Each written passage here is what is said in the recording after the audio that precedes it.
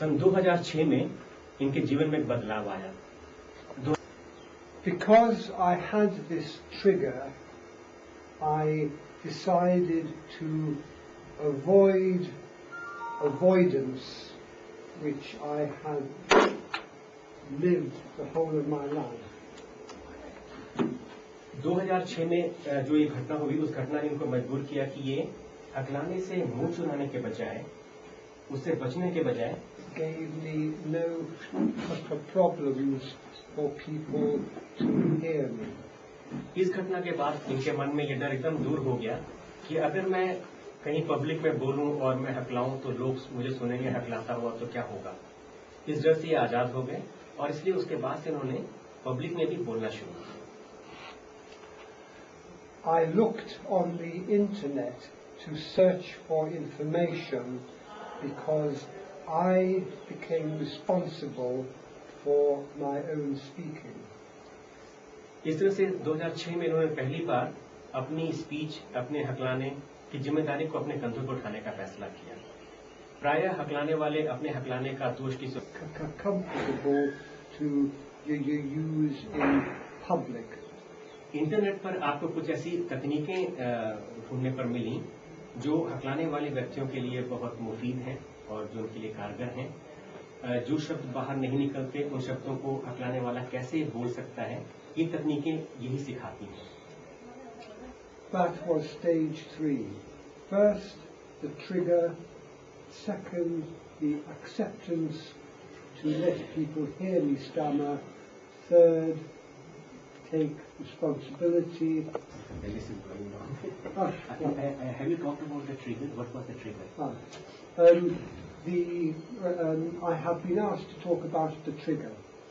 I was at my nephew's house one day in 2005. 2005 में मैं अपने भतीजे के घर पे था एक फंक्शन में। My nephew had married a Chinese girl. मेरे भतीजे ने एक चाइनीज लड़की से शादी की हुई है। And her parents were staying there on holiday. Blocking is very tiring compared to the effort of speaking. तो शाम तक मैं बहुत बुरी तरह थक चुका था क्योंकि शब्दों पर ब्लॉक करना इंसान को थकाने वाला अनुभव है। जो आदमी बार बार ब्लॉक कर रहा है, शाम तक जरूर वो बहुत थक जाएगा। I said to myself, enough is enough. I must do something about this.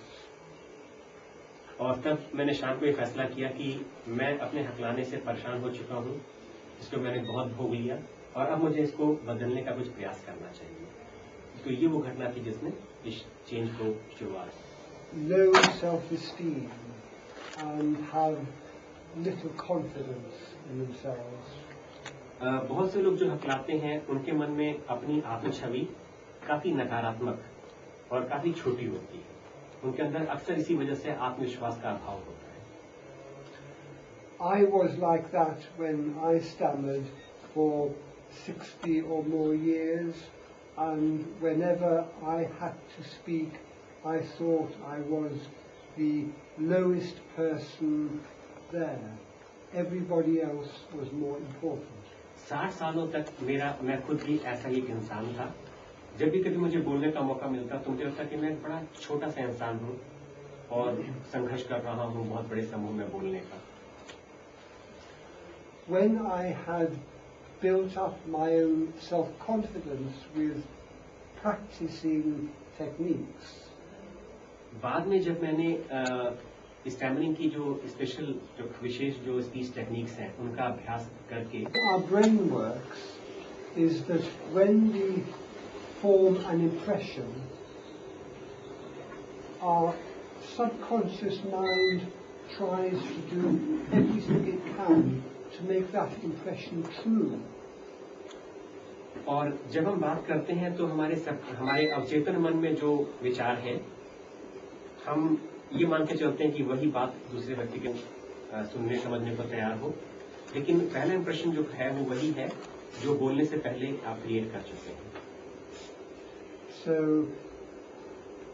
when you are speaking to others, think confidence, smile, keep look at the eyes. You look and you blink, you look down, you look back. You try, if you observe how other people look at each other when they're talking, and you do the same. इसलिए अच्छे वक्ता जब वो बात करते हैं तो वो कोशिश करते हैं कि सुनने वालों के चेहरे को बारी बारी से देखते रहें, ना कि किसी एक ही व्यक्ति को ढूंढते रहें कि व्यक्ति को लगातार हम देखे जा रहे हैं, बल्कि वो सबकी तरफ निगाह डालते हैं और सबके साथ एक संचार कायम करने का प्रयास करते हैं। Actually, you can give something for the parents. जाते हैं और छोटा बच्चा नहीं समझ पाता कि शब्दों का अलग अलग उच्चारण क्या था, तो इसलिए माता पिता की जिम्मेदारी है कि वो बच्चे के सामने तो कम से कम जरूर आराम से धीरे धीरे बोलने का नमूना पेश करें। By articulating well, that helps them to hear the whole word, and incidentally will help to improve the speed of their learning. जब आप आराम से बोलेंगे तो बच्चा भी शब्दों के सही और पूरे उच्चारण को समझ पाएगा और आराम से बोलना सीख पाएगा। But it is also important to let them see. That's your test now. Okay, next time. Okay, my name is Ed Moses, and I am a sufferer. A sufferer in the sense that I'm a stammerer. I'm a stutterer. I'm a sufferer. I'm a stammerer.